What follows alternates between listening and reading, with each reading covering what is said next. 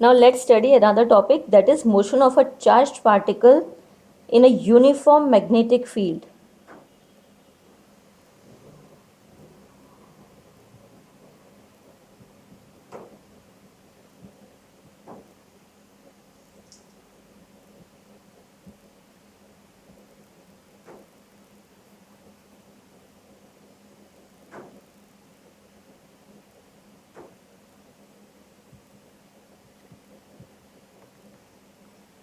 We have studied that when a charged particle moves in a uniform magnetic field, then it will experience a force.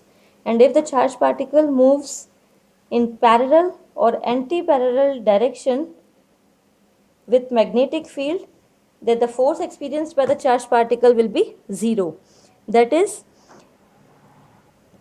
let us consider a uniform magnetic field which is into the plane of a paper, and if the particle enters in parallel direction to the magnetic field, it is also into the plane of a paper, that is the motion is along the magnetic field, then the force, magnetic force experience, is given as q v vector cross b vector, and in magnitude it is Fm equal to qvb sine theta, and the angle here between velocity and magnetic field is 0 degree.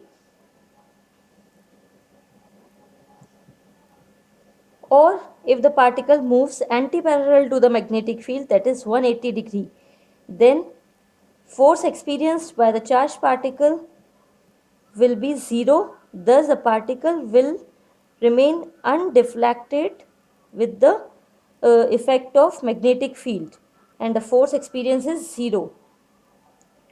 We have studied this. Similarly, if at an angle of 90 degree, that is if theta is equal to 90 degree, then the force experienced by a charged particle will be maximum, equal to qvb sine 90, that is equal to qvb, and because of this the charged particle deflects maximum in magnetic field. Here it is maximum force and this is minimum force experienced by charged particle.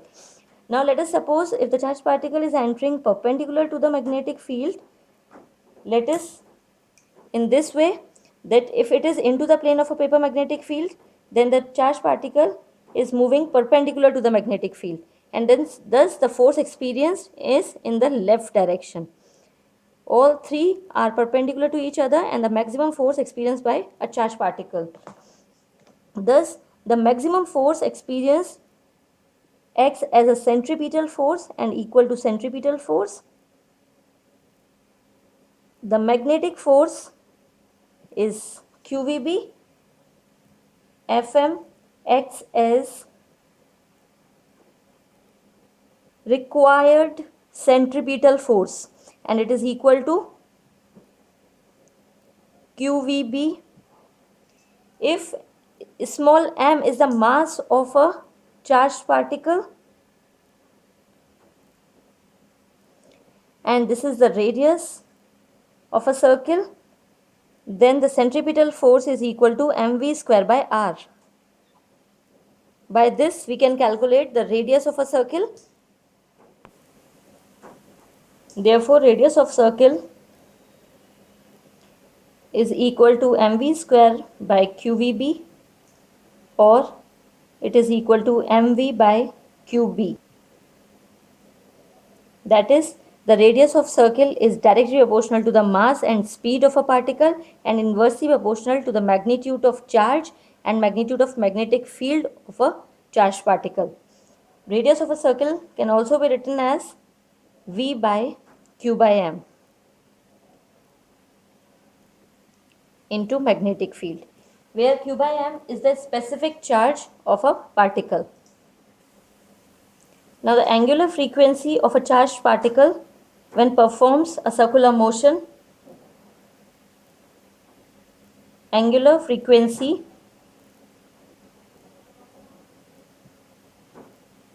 omega is equal to 2 pi times of frequency in one rotation, that is linear frequency 2 pi nu, and this angular frequency in terms of velocity, that is angular velocity, or in terms of linear velocity, angular frequency or angular velocity is given as v equivalent to omega r, or therefore omega is equal to v by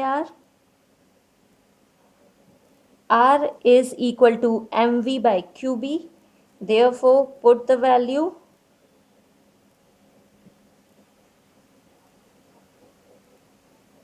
we get angular frequency equal to qb by m. qb by m equal to 2 pi nu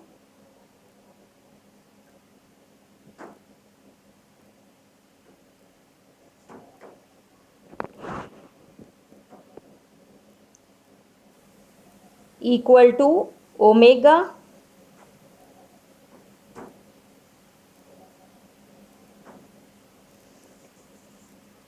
now. By this we can find the time period of one complete rotation, that is time taken for one revolution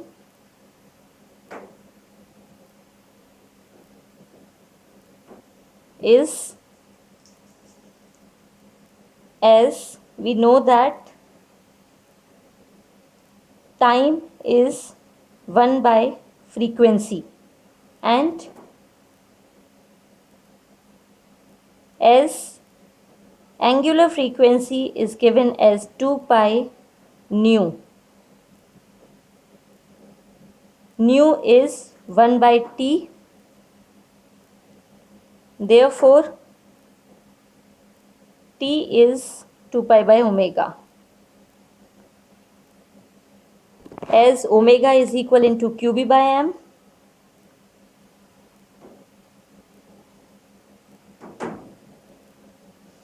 therefore t is equal to 2 pi m by qb. This is the time period of one complete revolution by a charged particle.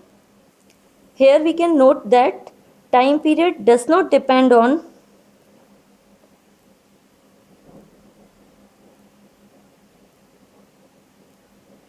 speed of charged particle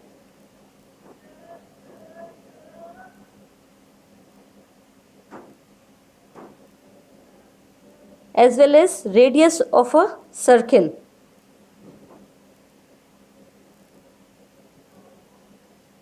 Thus, if charged particles having different speeds and if they are moving in different radius, then their time period will not change. Now, if the charged particle is not moving parallel or anti-parallel or at 90 degree with magnetic field, if it is other than that, that is if theta is equal into theta, neither 0 or 180 nor 90 degree. That is,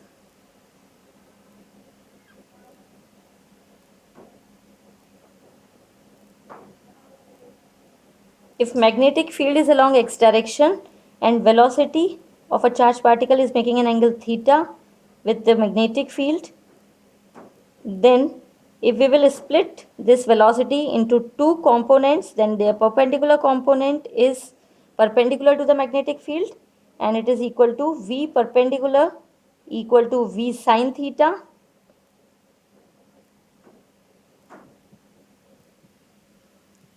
and v parallel component is along magnetic field, which is v cos theta. And because of v perpendicular, this particle will perform circular motion, and because of this the particle will move in a straight line or will remain unaffected.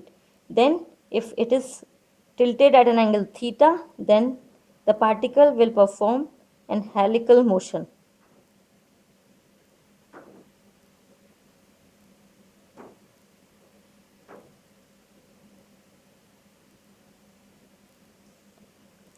and the distance in one complete rotation is called pitch. Particle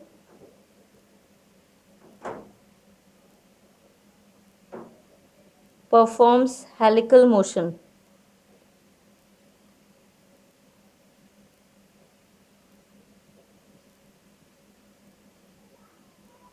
And pitch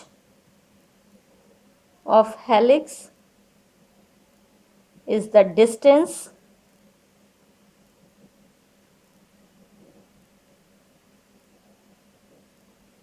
covered by charged particle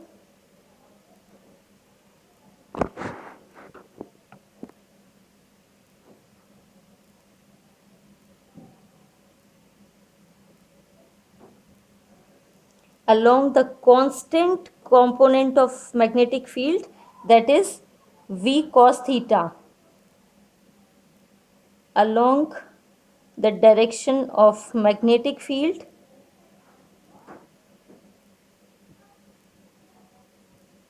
in one rotation is known as pitch of helix. Here pitch is the linear distance covered by a charged particle in one rotation. Let us denoted by P. Distance is equivalent to velocity into time. Here we will take parallel component of velocity into time period of one complete rotation. V parallel is V cos theta and time period is 2 pi m by qb.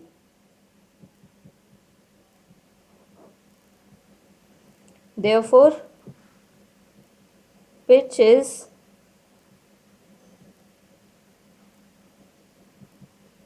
two pi m V cos theta by qb.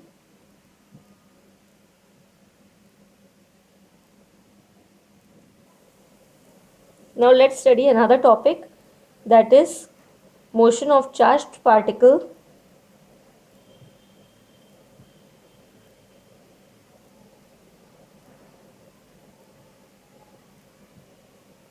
in combined electric and magnetic field.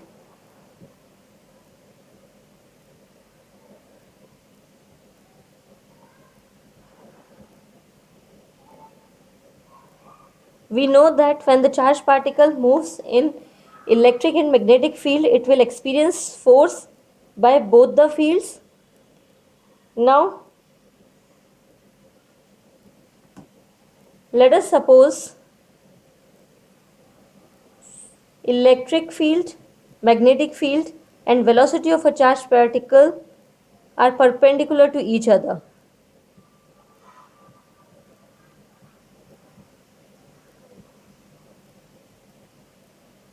We can denote it by the three axes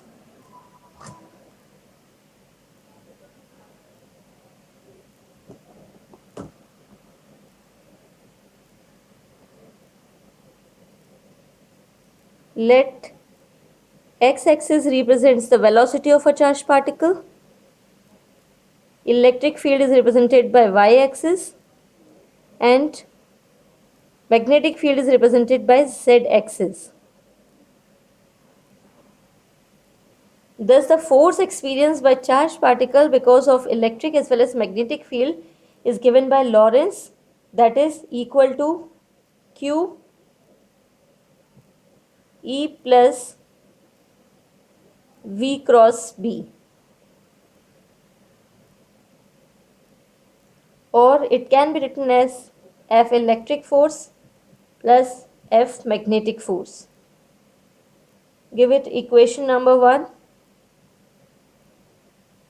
Now, in terms of direction, we can represent electric field, magnetic field and velocity, that is in terms of unit vectors.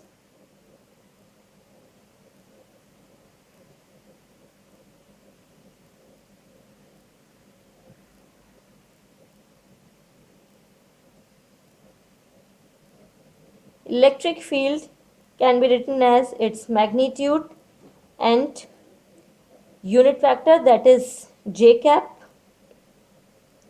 Velocity is its magnitude I cap.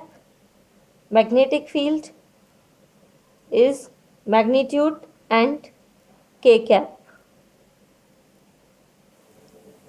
Therefore, F electric force can be written as, in terms of its magnitude, it can be written in this way: F electric equal to Q E J cap. Give it equation number 2. And F magnetic can be written as Q V vector cross B vector. In terms of direction, we can write Q V I cap plus B K cap, which is equal to I cross K is minus J, as by orthogonal unit vectors, that is, all the three unit vectors are mutually perpendicular to each other. This gives J cap, this is K cap. And when we are finding the cross products of two, it will give the another third vector which is perpendicular to it. And when we are moving in anti-clockwise direction, then the direction of that cross product will be positive. And when we are moving, this is positive, and when we are moving towards clockwise direction, then it is negative. So here we are moving in this way, that is I cross K gives another vector, that is J, in negative direction. Therefore, its value is minus Q V B J cap. Now, this is equation number 3. Substitute equation 2 and 3 in equation number 1. We can see that F electric is opposite in direction to F magnetic. This is J cap and this is minus J cap.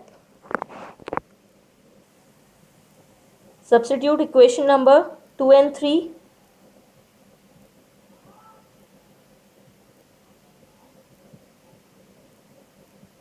In equation 1,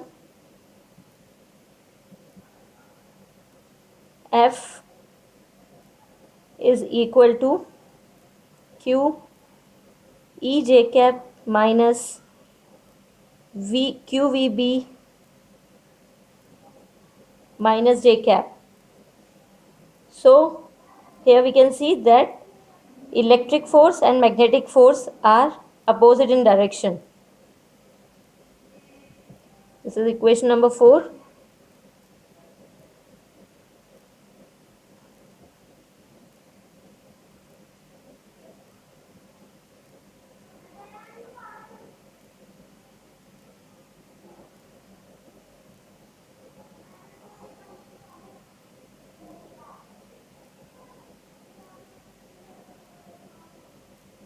And if their magnitudes are equal,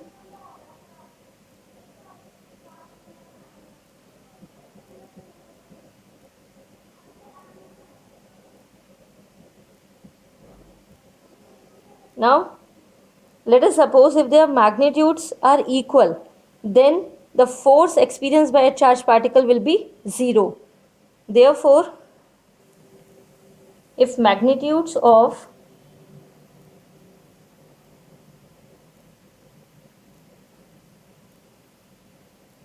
electric force and magnetic force are equal,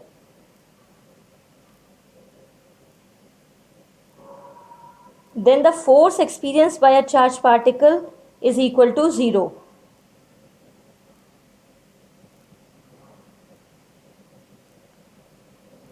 That is, if F electric, that is QE, is equal to QVB,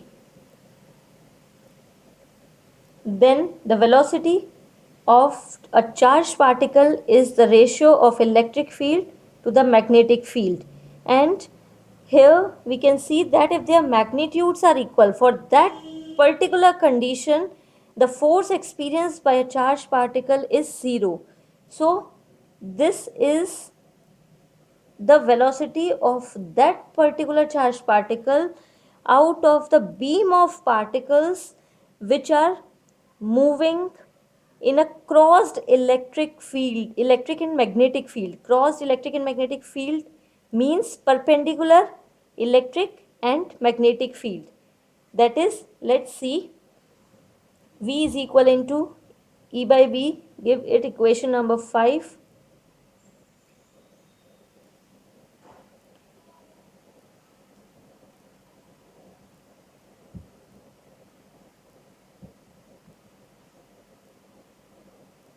Equation 5 is the condition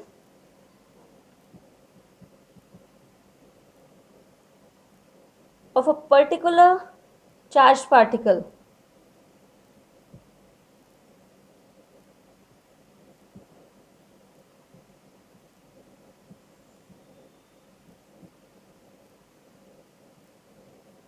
Out of beam of particles.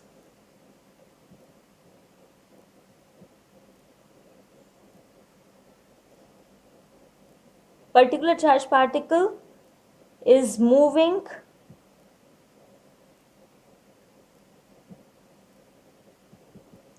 with undeflected velocity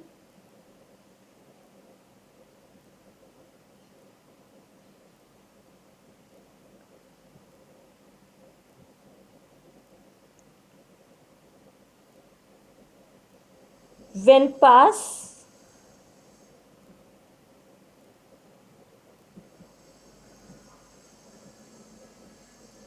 through the region of crossed fields.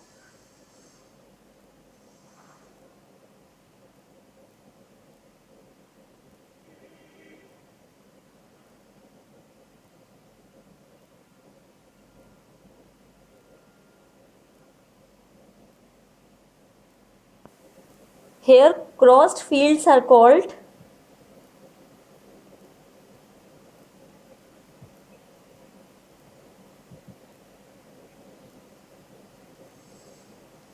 crossed fields, that is E and B are perpendicular.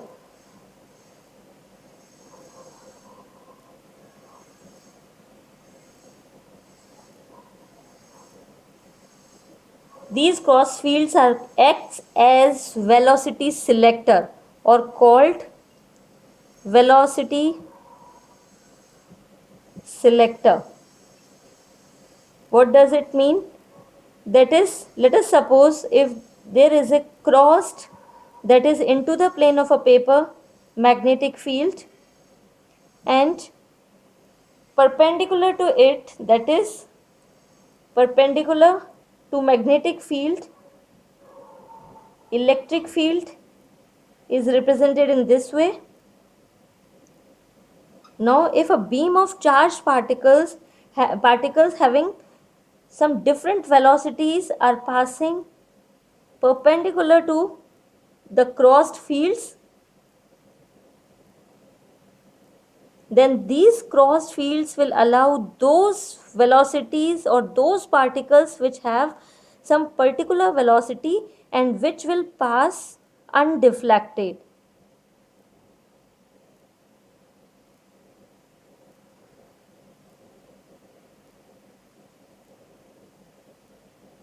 Here there are beam of particles having different velocities.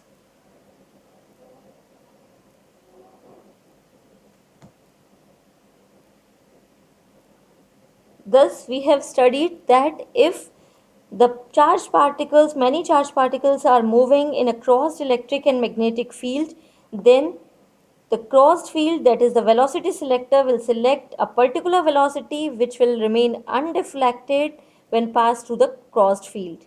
And this crossed field is known as velocity selector. and that particular velocity is the ratio of electric to magnetic field.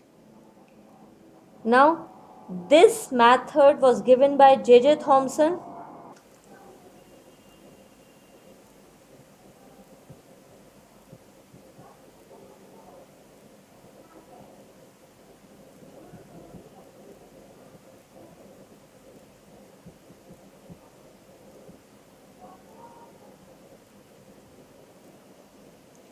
He measured specific charge of an electron by this method. Thus, it is used to measure charge by mass ratio,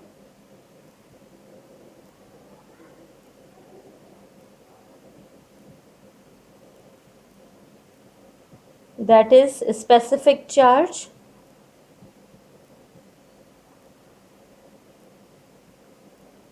of an electron. We are talking about electron, so charge is the charge of electron and mass is mass of electron.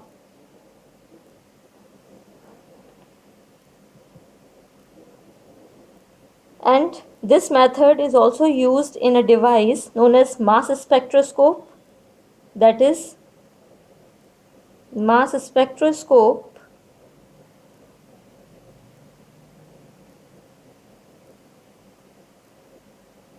works on the principle of velocity selector.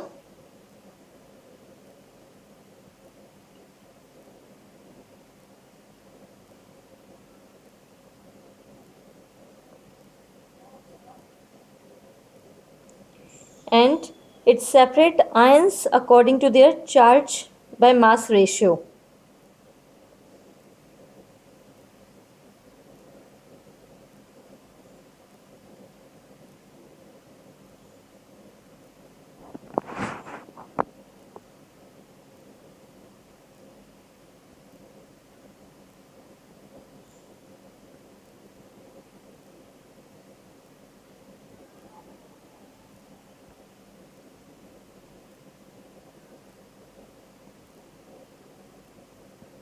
This is not in detail in our course,